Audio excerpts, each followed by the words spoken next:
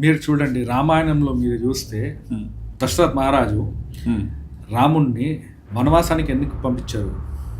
మహారాణి కైకేయి ఒక వరం అడిగారు, పంపించారు. వరం ఎందుకు ఇచ్చారు?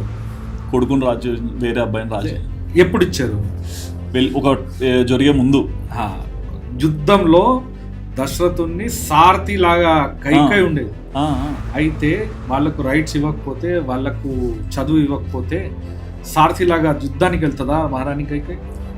ఇంకా మీరు పాత స్టోరీస్ ఏదైనా వింటే స్వయంవరం నడుస్తుంది. అవును, వాళ్ళే సెలెక్ట్ చేస్తారు. నేను ఫలానా వాళ్ళని నేను వివాహం చేస్తాను, ఇది నాకు నచ్చదు, నేను హూ ఐ విల్ మ్యారీ, వాళ్ళే డిసైడ్ చేస్తారు. మీరు మన జ్ఞాన పద్ధతిలో చూస్తే ఎంతో మంది ఫీమేల్ రిషీస్ ఉన్నారు.